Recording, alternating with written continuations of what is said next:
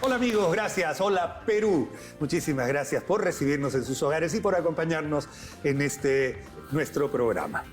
Amigos, seguimos en el ciclo, este ciclo que nos lleva a hablar de esta enfermedad de la cual generalmente nadie quiere hablar, pero de alguna manera nos toca a cada uno de nosotros porque siempre hay alguien en la familia que está lidiando con el cáncer. Ya hemos hecho el tema de la biopsia y hemos hablado de su real importancia y necesidad. Hemos hablado de la quimioterapia, también de su importancia y necesidad. Hoy día vamos a hablar de una tercera de las 4 principales armas que tiene la oncología médica. Nos referimos a la radioterapia. Y muchas personas no saben a qué se le llama o qué significa la radioterapia. Nos acompaña el doctor Gilmar Grissom, médico, oncólogo, cirujano, para hablar acerca de la radioterapia. Bienvenido, Gilmar, muchísimas gracias. Estamos barriendo con las armas, los mecanismos terapéuticos que tenemos. Así es, gracias, Tomás. Mira, la radioterapia cuando lo descubrió Marie Curie, ya hace muchos años atrás. Premio Nobel. Claro, premio Nobel, primera mujer premio Nobel. Y esto cambió el manejo del cáncer, porque se veía que esta radioterapia podía tratar tumores, reducirlos, hacerlos desaparecer. Y algunos tumores se curan con quimioterapia, con radioterapia. Entonces, es un arsenal del manejo médico, que la radioterapia es radiación. Radiación. Eso quisiera que nos expliques y que le expliques a nuestros amigos. Después vamos a terminar de hablar de eso, digamos, del gamma knife o cosas así, ¿ya? Pero quiero decir, ¿qué es la radiación? ¿Ya? Y compáralo, si puedes, con los rayos X. ¿Ya? Claro, la radiación son rayos gamma de baja intensidad. En cambio, la radiación que damos por radioterapia hay de diferentes tipos. A base de electrones, en 3D, tenemos de intensidad modulada, que lo que busca es, cuando uno da radiación, por ejemplo, el cobalto, que lo has conocido, el cobalto no distingue o no genera del tejido tumoral del sano, sino que le da todo lo que se encuentra a su alrededor y por ende ¿qué le da? Puede irradiar al tejido sano como es el colon, la vejiga, el pulmón, el corazón, dependiendo la zona donde y eso tiene efectos. Lo que pasa con la gente es que un rayo láser, usted ha visto la mirita cómo va y llega hasta un punto, ¿no es cierto? Ese se ve, ya se ve. La radiación que se aplica, en este caso, no se ve, pero está dirigida a un grupo de células o a un lecho donde estuvo una enfermedad. Así es. Con la intención de poder erradicar la posible enfermedad que haya quedado ahí. Por ejemplo, yo le saco un tumor a la paciente, el patólogo me dice borde libre, la mama está libre, pero yo le he conservado.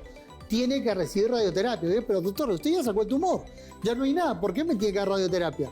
Porque se ha visto en diferentes estudios que sin la radioterapia la probabilidad que la enfermedad vuelva es bastante alta. Porque cuando uno saca el tumor, uno se guía de parámetros. Pero esas células neoplásicas que hablábamos en el bloque anterior, están ahí y eso no se ve a los humanos. Están ahí por algún lado metidas, que eso no se ve. O son células que están en tránsito en otras partes del cuerpo queriendo meterse al hígado, al pulmón, etc. La radioterapia es el tratamiento local de la enfermedad. Local. La mama, el útero, el colon, los pulmones, el corazón. Local. A diferencia de la quimioterapia que es sistémica. Eso era lo que al final me faltaba razonar como lo has hecho tú, Gilmar. Hay otra cosa importante. Tú bien has dicho que la radioterapia cura cánceres. Sí, claro. Sí. Claro. Hay un cáncer en particular, sí. El cáncer de recto y el cáncer de ano, se curan con radioterapia, sin cirugía. Así es, así es. El cáncer de amígdalas, el cáncer orofaringio, también se puede curar única y exclusivamente con radioterapia. Pero ahora, queridos amigos, lo que quiero que me entiendan y me escuchen, la máquina que produce los rayos en realidad son material radioactivo. Ojo, esto no lo hace cualquiera. Se hace en sitios súper especializados, con paredes protegidas con plomo. La gente tiene que estar protegida y todo. Sí, eso es correcto. Pero las imágenes que ahora tenemos, a una persona le pueden hacer una tomografía. Claro. la voltean así, la voltean así, la voltean, y se ubica la zona exacta donde hay que poner la radioterapia.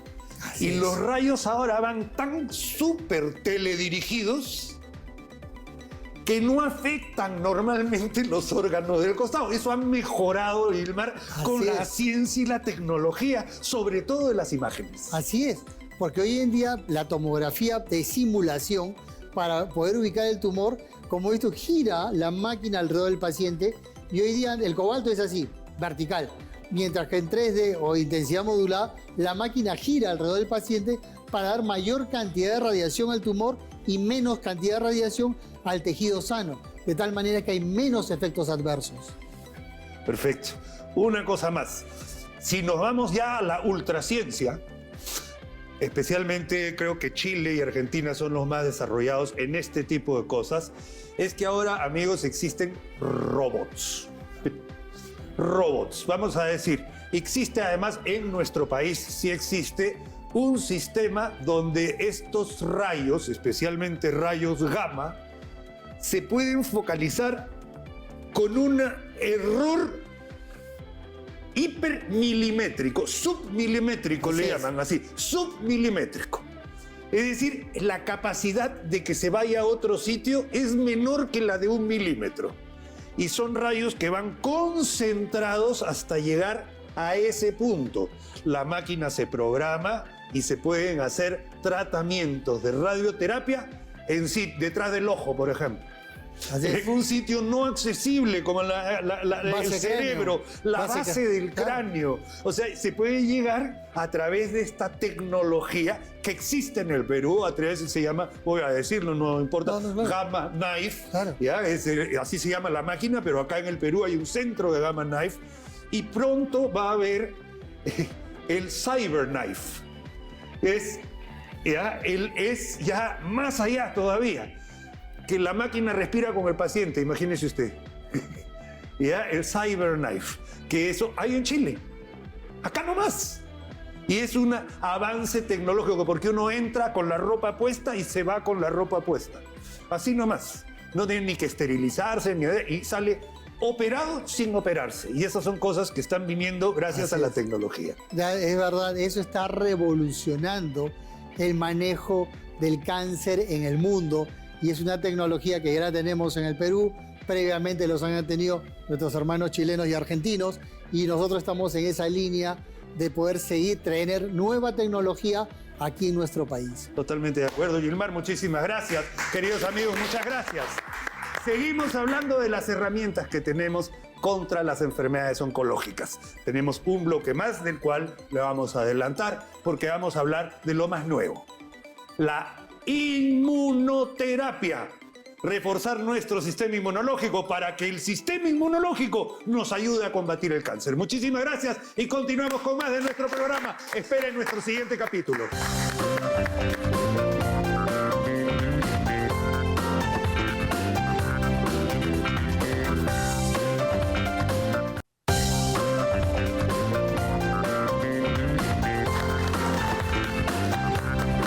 Hola amigos, muchísimas gracias por recibirnos en sus hogares. Muchísimas gracias a todo el Perú.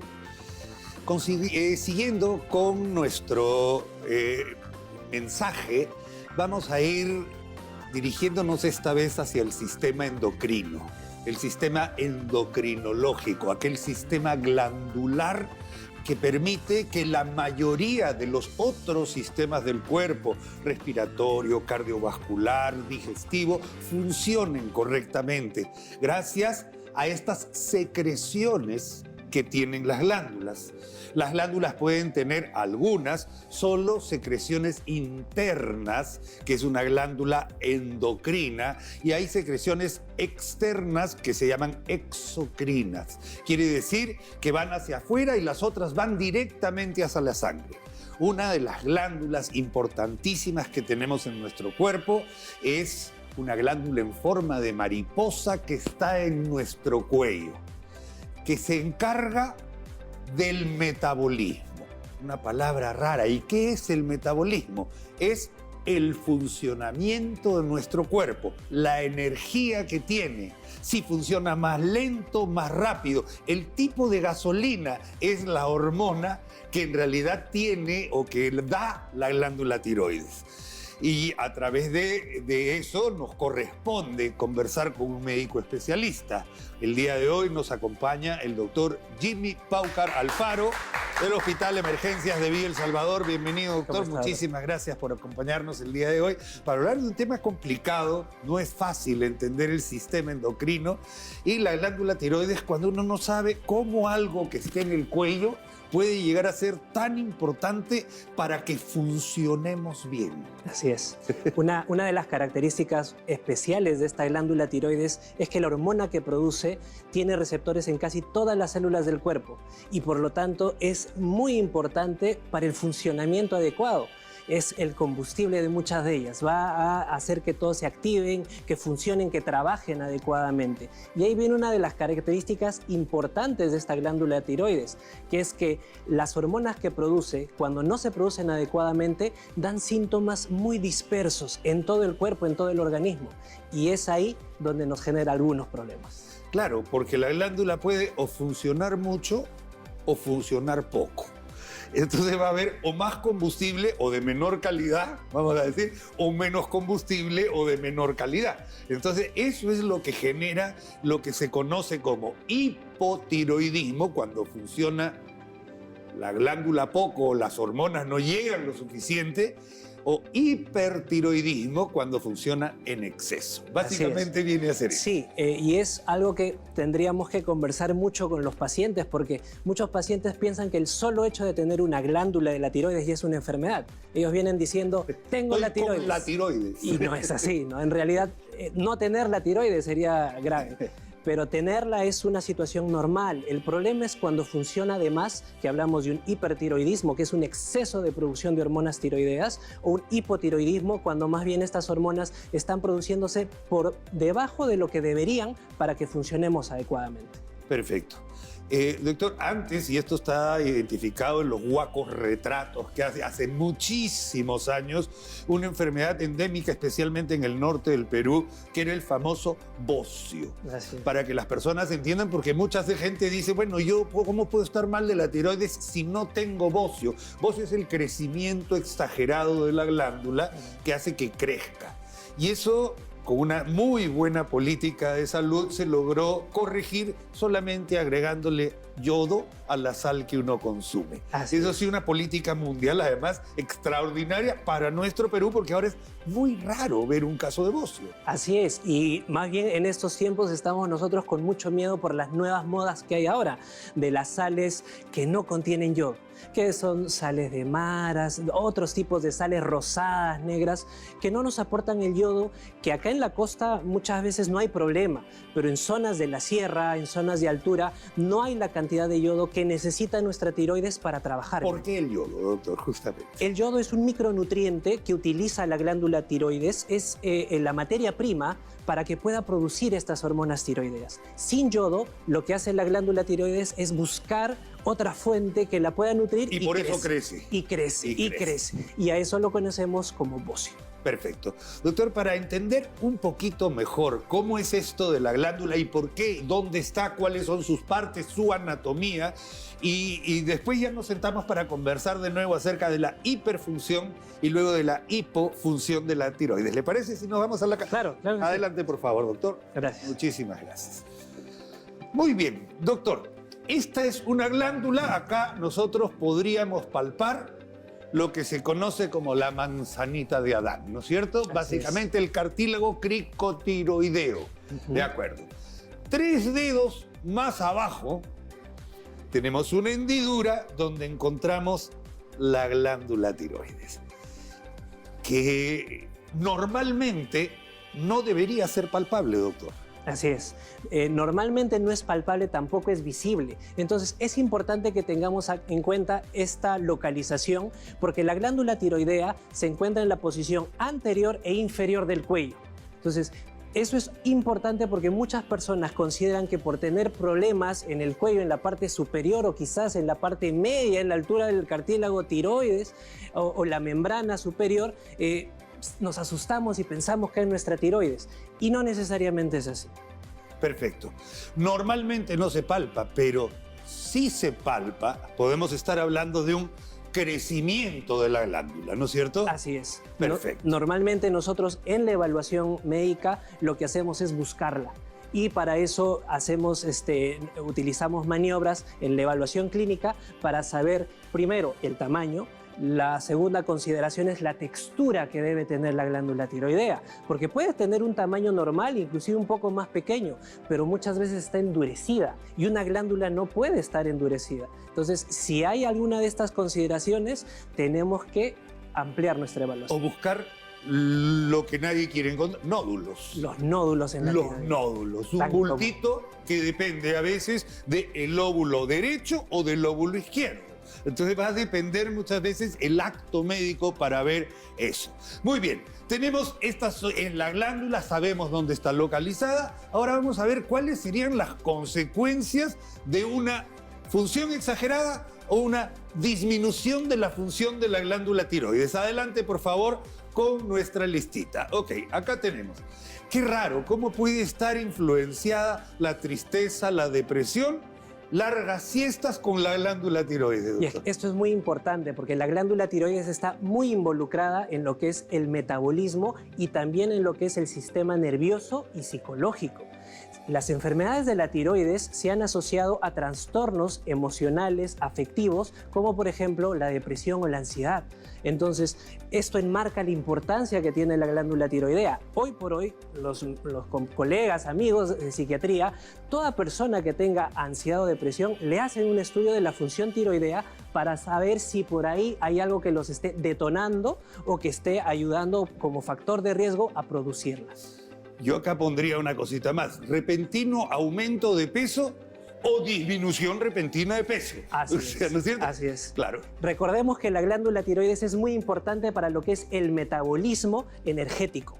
Pero acá hay que tener bemoles, hay que tener mucho cuidado. A la glándula tiroides yo la llamo la gran culpable, porque de todo le echamos la culpa. Si aumentamos de peso la tiroides, si bajamos la tiroides, entonces tenemos que tener en consideración que el metabolismo energético está dado y mediado gracias a la tiroides, pero no únicamente por la tiroides. Por supuesto. Tenemos que tener otros factores en consideración. Entonces, la dificultad para perder peso o la pérdida de peso sin motivo sí ameritan una evaluación de la función tiroidea. Perfecto. Estreñimiento, porque como se mueve el intestino, cuando por falta de hormona a veces se enlentece el tránsito intestinal. Así es, y es un síntoma muy específico que tenemos que tener en cuenta. Hoy, por ejemplo, atendí una paciente que dejó su tratamiento y la única molestia que manifestaba era estreñimiento. Era esto. Pérdida de cabello o piel seca, muy relacionado a la disminución de la glándula, y el corazón agitado, taquicardias, temblor, aumento de la presión arterial, es aumento del metabolismo y eso indicaría una hiperfunción.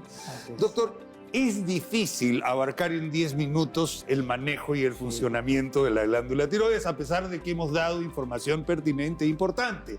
Pero lo convoco de nuevo, pronto, para volver a hablar de la glándula y basarnos específicamente en los manejos y por qué se producen estas deficiencias. Hay incluso enfermedades autoinmunes más frecuentes en mujeres. Yo no sé por qué estoy viendo más. No sé si le ha pasado a ustedes una percepción de hipotiroidismo, producto que la glándula está dejando de funcionar paulativamente por el sistema inmunológico. Imagínense, algo muy especial que lo convoco para hablar de aquello en una siguiente oportunidad. Gracias, queridos amigos. Muchísimas gracias por comenzar a entender el aparato glandular, sistema endocrino. Muchas gracias, doctor. Un gusto. Por favor, adelante.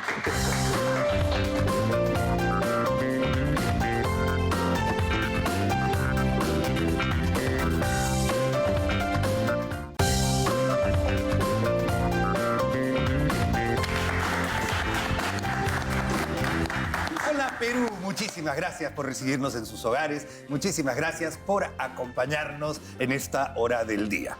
Este es nuestro consultorio neurológico. Amigos, por favor, presten muchísima atención.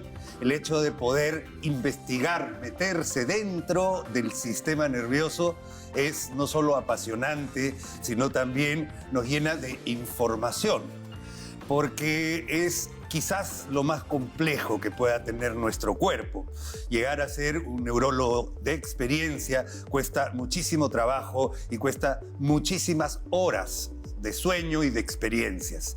La neurología, una ciencia realmente apasionante. Y hoy día estamos con un médico especialista, el doctor Román Alfredo Cejuno, del Instituto Nacional de Ciencias Neurológicas del Ministerio de Salud, el Gran Hospital Santo Toribio de Mogrovejo. Hoy día vamos a saber o vamos a tratar de explicar cómo reconocer, cómo entender, cómo afrontar si es que uno tiene una enfermedad neurológica. Así que nos vamos directo a nuestra consulta con el especialista. Bienvenido, doctor. Muchas gracias por acompañarnos. Muy buenas tardes. Es importante participar de que el sistema nervioso está compuesto por dos partes. Uno, el sistema nervioso central, donde se encuentra el cerebro y la médula espinal, y el sistema nervioso periférico por los nervios periféricos. De acuerdo. Muy bien, doctor, de acuerdo. O sea, hay enfermedades que pueden afectar al sistema nervioso central, al cerebro, como una entidad todavía por investigar, ¿no? O sea, tanto para investigar del cerebro, la médula espinal y los nervios periféricos, pero todo es el sistema nervioso. Así es. Perfecto. Doctor, hay diferentes signos y síntomas que nos pueden llevar a detectar enfermedades del sistema nervioso central y del sistema nervioso periférico. Cosas como, por ejemplo, confusión.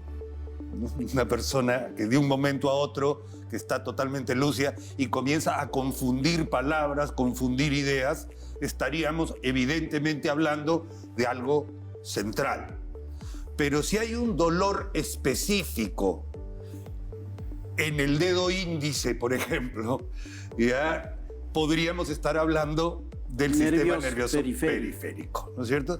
¿Cómo es un examen neurológico clínico? Usted recibe a un paciente, este paciente se sienta en la camilla. Importante para nuestros alumnos de medicina ver la marcha del paciente, cómo se mueve, cómo se sienta. Ahí es donde uno va descubriendo muchas cosas, y después de anotar los antecedentes, de ver la historia clínica, ¿cómo es un examen neurológico? En orden, ¿nos podría explicar cómo lo hace usted en la consulta? Bien, definitivamente cuando el neurólogo tiene que observar desde el ingreso del paciente, o sea, la marcha, el gesto, y ahí va a venir las preguntas desde siempre la orientación en el tiempo, en persona, en espacio, y eso es lo que nos determina la capacidad de que la persona pueda estar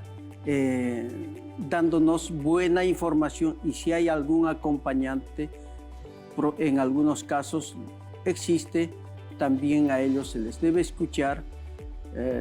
Y bueno, ese sería, digamos, de cómo se empieza, y en forma progresiva, de acuerdo a las manifestaciones y desde cuándo está con las dolencias, harán que nosotros determinemos de qué parte del sistema nervioso estaría la dolencia. De acuerdo. A nosotros en el hospital nos explicaron tratar de hacer un examen neurológico en orden. Desde la punta del pelo hasta el dedito chiquito, comenzando de arriba para abajo. Así, doctor, ¿usted qué es lo que hace cuando ve a un paciente? Por lo pronto, a mí me gusta ver ojos, ¿no? Así, y vamos bajando, ¿le parece? A ver, para ir explicando cómo hacemos y después para qué sirve el martillito, por ejemplo, ¿no? Y cosas como que en la consulta diaria, en la consulta normal, podemos ir averiguando gracias al examen clínico que se realiza. Bien, decía, el hacer las preguntas desde el nombre, o el tiempo o en el espacio ya nos va determinando si es de un componente del sistema nervioso central, el cerebro. Pero si hay ya alguna alteración, ya puedo estar asumiendo que corresponde a una patología del cerebro. Ajá.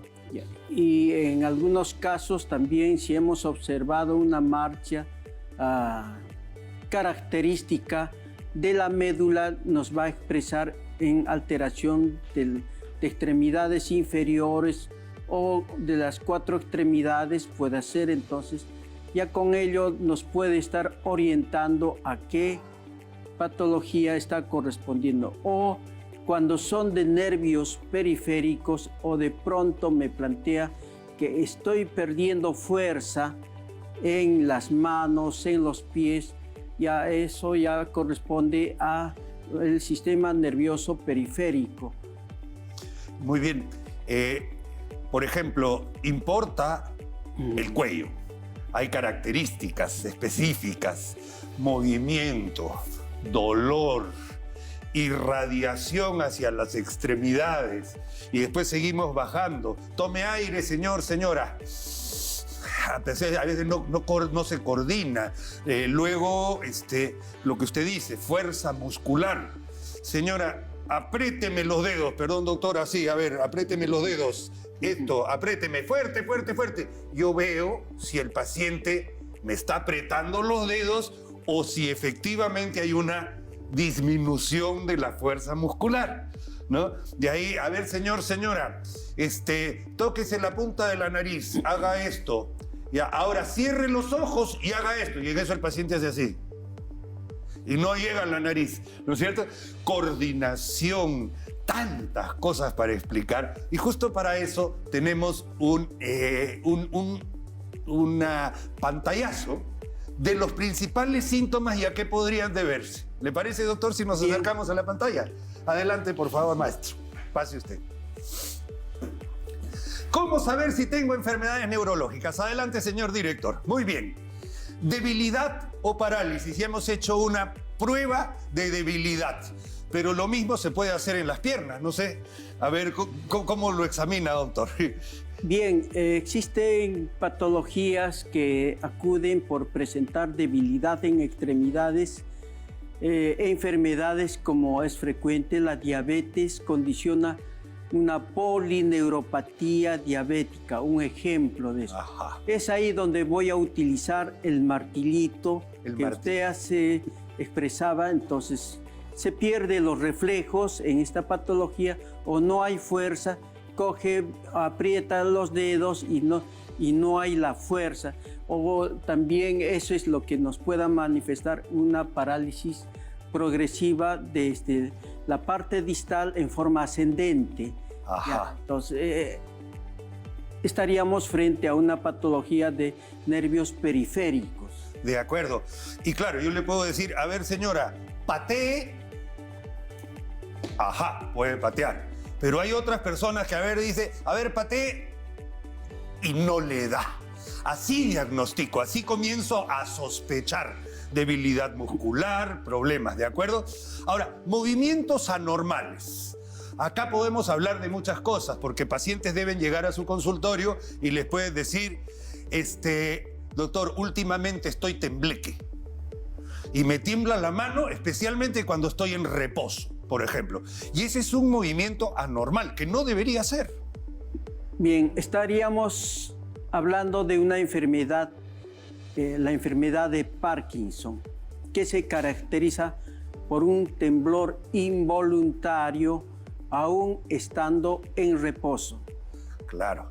Y doctor, este temblor involuntario tiene sus características porque se asocia a otras cosas que tienen que ver con la marcha o incluso varias otras cositas que pueden asociar esto a la sospecha de Parkinson, porque no todo temblor es Parkinson, hay que aclararlo, ¿ah? Puede ser hasta medicamentoso, que es muy frecuente también, ¿no es cierto? Si estamos dando como ejemplo el Parkinson, además del temblor, el diagnóstico se hace a través de un examen físico. Vamos a verlo desde la marcha. En ese paciente entra, se le llama marcha fascinante, donde hay una flexión o triple flexión, y es una marcha, y a ese se le llama marcha de ingreso ya vamos observando, y justo ahí podría plantearse, a ver, Pate, esta enfermedad también se acompaña de rigidez de extremidades, entonces si hay una rigidez no me va a poder levantar el pie probablemente. Claro. Entonces ahí sí va el ejemplo que usted expresa, ¿no? Y lógico, después hay rigidez y ¿no? O sea, eso tiene la famosa rueda dentada. Signo de la rueda dentada. O sea, son exámenes que uno identifica y ya tengo el diagnóstico. Ahí no me va a determinar un examen hematológico, algo, hoy salió Parkinson, no existe. No existe. Tiene, el examen neurológico es el que determina allí. Fundamental. Sí. Pérdida de equilibrio. ¿Cómo se investiga una pérdida de equilibrio? Muy bien. Con los ojos abiertos. A ver, señor, póngase de pie. Ahora cierre los ojos. Uy, ¿qué pasó? No, o si no, camine derecho.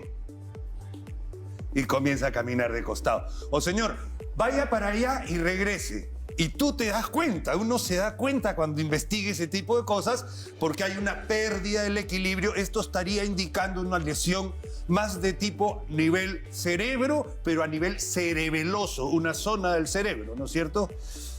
En el cerebro existe una parte del llamado cerebelo. El cerebelo es el encargado de la coordinación.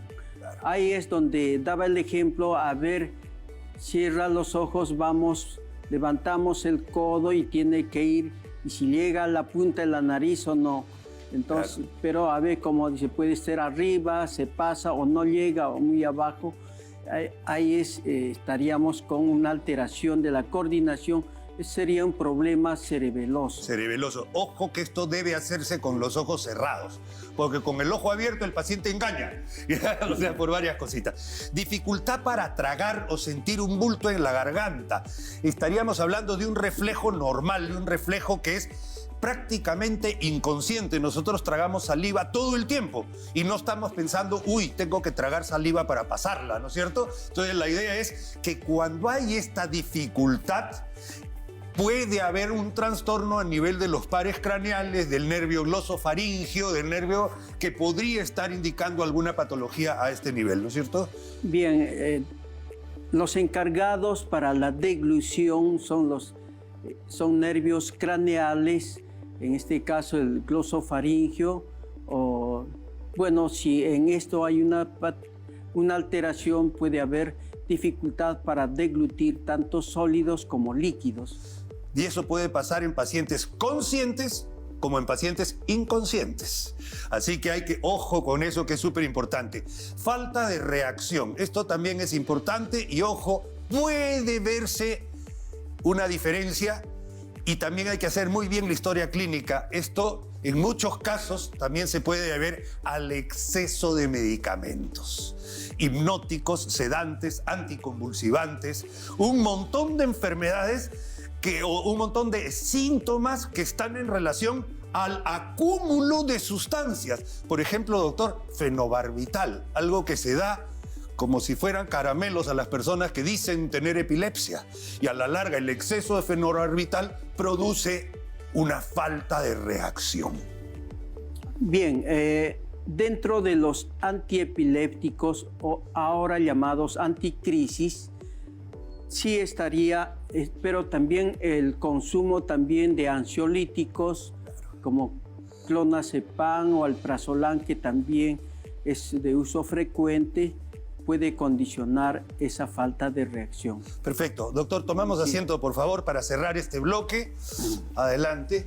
La idea es que yo, en mi consejo para usted, señora, señor, familia que nos está viendo, lo que hay que diferenciar es cambios en el comportamiento, en la movilidad, en la suficiencia, en la independencia, en el hecho de hacer cosas rutinarias que se ven alteradas, podrían indicarnos enfermedades del sistema nervioso central.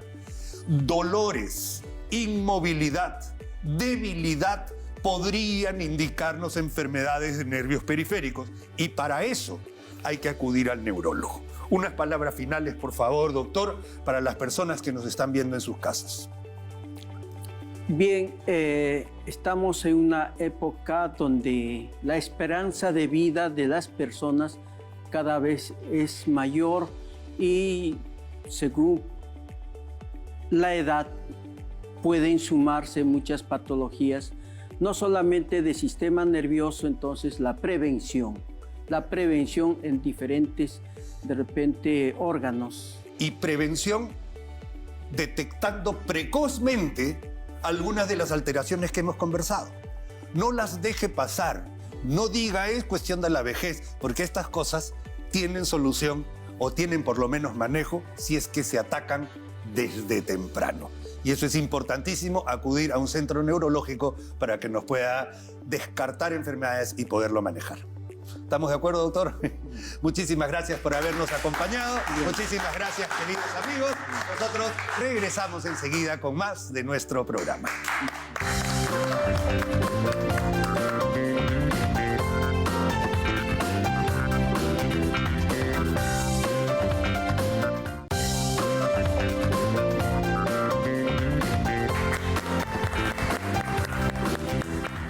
Hola, bienvenidos queridos amigos, muchísimas gracias por acompañarnos en nuestro programa y por recibirnos en sus hogares. Muchísimas gracias a todo el Perú. Como hemos estado haciendo después de revisar los aparatos y sistemas de nuestro cuerpo, lo que hemos estado haciendo después es individualizando cada órgano dentro de estos aparatos y sistemas. Un órgano que lo hemos mencionado en el aparato digestivo es el hígado, un órgano absolutamente fundamental para nuestra supervivencia.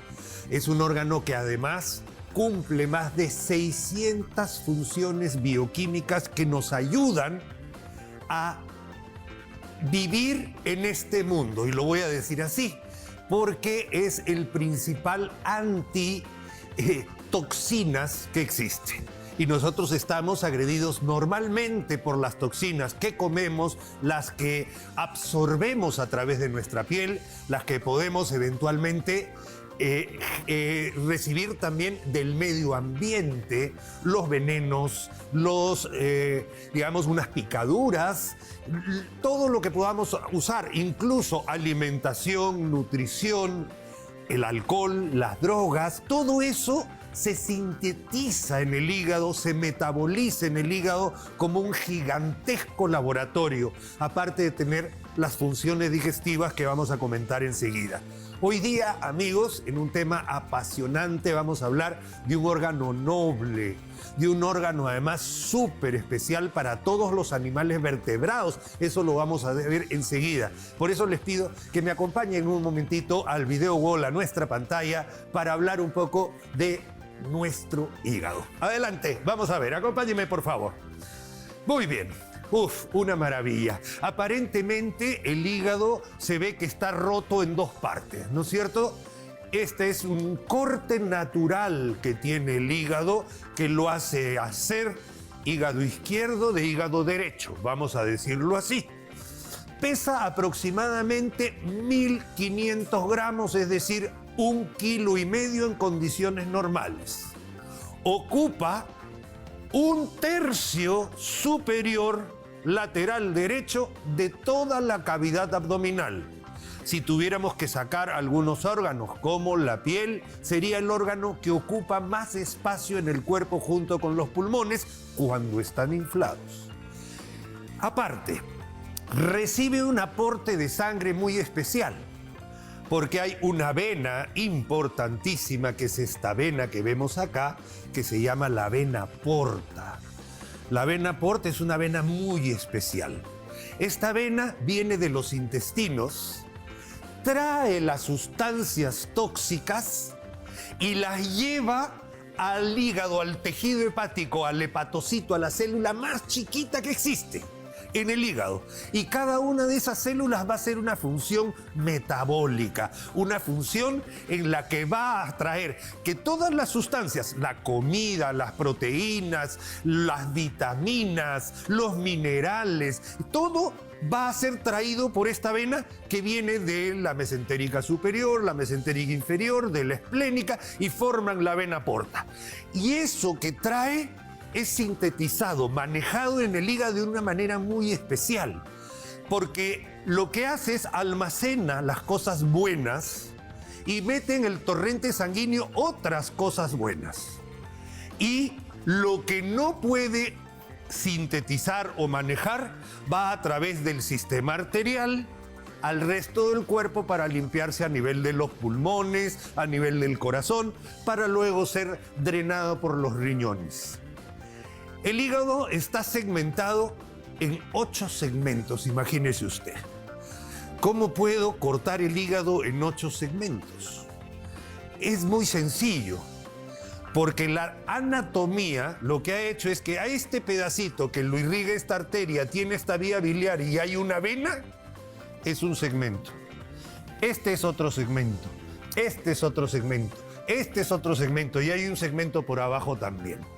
Entonces se pueden realizar hepatectomías segmentarias, es decir, sacar un pedazo de hígado porque ya sea está ocupado por algún quiste, algún tumor, porque está ocupado por algo que no debería estar ahí. Dentro del hígado existen 3 sistemas, que es súper importante entenderlo, y están unidos, están casi juntos. El que está en verde es el sistema biliar, porque el hígado produce una sustancia que se llama bilis y que nos ayuda a desintegrar las grasas que comemos y otras cosas. Esta bilis tiene un sistema propio. Ustedes ven el verde y todo el verde se comunica en el verde hasta que se almacena en esta bolsita que es la vesícula biliar. El sistema azul, el sistema venoso que está acá, y el sistema arterial, el sistema rojo que está acá. O sea, en el hígado hay 3 sistemas que se correlacionan. Y eso lo hace todavía más interesante para la ciencia. Todos los animales vertebrados tienen hígado, si no, no podrían vivir. Estamos hablando de las ballenas, de los pescados, de las llamas, de los caballos, de los perros, de los gatos. Todos los que tienen un esqueleto tienen hígado. Cada uno en mayor o menor proporción en tamaño. ¿Qué más podemos decir del hígado? El hígado tiene un montón de funciones, todavía no vamos a ver, pero tiene una capacidad especial. Es tan noble que es capaz hasta de regenerarse. Se ha visto en algún caso que, por ejemplo, un papá o una mamá, hace muy poquito ha habido una donación de una mamá a su hija y la mamá incluso ha salido embarazada y ha tenido otra hija. O sea, para que vean que el trasplante no daña, el hecho de ser donante no daña. Pero esta señora le ha donado esta mitad a su hijita que lo necesitaba para vivir. Y la niña está casi curada y la mamá donante está perfecta, tanto que acaba de dar a luz. El hecho está en que este órgano hay que cuidarlo, porque mientras más toxinas le demos, más trabaja y se llega a desgastar con el tiempo. Incluso la mala alimentación cambia este color rojo vinoso a un color amarillo tipo grasa. Y eso es lo que se llama la degeneración grasa del hígado o hígado graso, que está siendo muy frecuente sobre todo con las pacientes o con los pacientes que tienen resistencia a la insulina, sobrepeso y obesidad. Eso es recontra importante entenderlo, que una vez diagnosticado el hígado graso hay que tomar cartas en el asunto, cambiando la alimentación y dejando algunos vicios también. Lo más importante del hígado es entender sus funciones. Y las funciones del hígado son amplísimas, como les digo, más de 600 activaciones o actividades químicas tiene el hígado. Las principales que podemos acordar son las siguientes. Adelante, señor director. Veamos. Metaboliza las grasas. Vamos a ir de arriba hacia abajo. Metaboliza las grasas. ¿Qué quiere decir? La grasa que, por ejemplo, uno tiene en exceso. Uno come mucha grasa, mucha harina, y sabemos que las grasas se guardan a manera de energía para necesitarlas en el momento en que no tenemos que comer. Muy bien, ese trabajo lo hace el hígado a través de algunas enzimas, pero ese trabajo lo hace así. Y tanto es así que cuando abusamos de ese metabolismo de las grasas, el hígado se comienza a volver grasoso. Hígado graso, ojo con eso. Sintetiza las proteínas. Si tuviéramos que escoger de los 4 principales nutrientes que tiene nuestro organismo, vamos a hablar de carbohidratos, vitaminas, grasas y proteínas. Las proteínas son las que nos dan la estructura corporal. Las proteínas son los ladrillos para ser seres humanos. Esa función la tiene el hígado. Hacer que lo que comemos nosotros, queridos amigos, saquemos las proteínas, las pasan el hígado y el hígado se las da al músculo, a los huesos, a las articulaciones, al cartílago. El colágeno que tanto se habla se sintetiza en el hígado. El huevo, usted se come un huevo frito. ¿Ya? ¿Quién lo maneja? El hígado, y saca la albúmina para un lado, la otra proteína por otro lado, y eso nos da lo que somos, que es los ladrillos para construir ser humano. Produce la bilis. ¿Por qué produce la bilis? Bueno, la bilis ayuda y se produce, y ya hemos visto que se va a la vesícula biliar, ahí se almacena, se concentra, y cuando la necesitamos, la vesícula se contrae para que vaya al intestino a hacer su labor. ¿Cuál es su labor? Ayudar a manejar las grasas que uno come. Un pan con pollo con mayonesa, un huevo frito, papitas fritas, un fried chicken. Ya, ok. Eso tiene un exceso de grasa. Esa grasa, para que nuestro cuerpo la asimile y la pueda manejar, necesita de la bilis para que se desintegre y luego el cuerpo humano jale lo que necesita y bote lo que no necesita. Una maravilla. Deposita sustancias, acá está el peligro. Por ejemplo, el hígado es altamente recabador de sustancias tóxicas. Es nuestra protección contra las toxinas en general, incluidos los fármacos.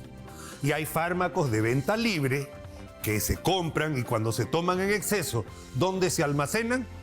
En el hígado. Cosas como los antiinflamatorios, los analgésicos de uso común, se metabolizan en el hígado. O sea, hay que cuidar nuestro hígado. El alcohol que uno consume se metaboliza en el hígado. Casi todo, más bien todo prácticamente lo que entra por el aparato digestivo es absorbido por los intestinos, llevado al hígado a través de la vena porta, y el hígado se encarga de hacer todas esas transformaciones para poder aprovechar lo que necesitamos y desechar lo que no necesitamos. Transforma el amonio en urea. El amonio es dañino, la urea es beneficiosa.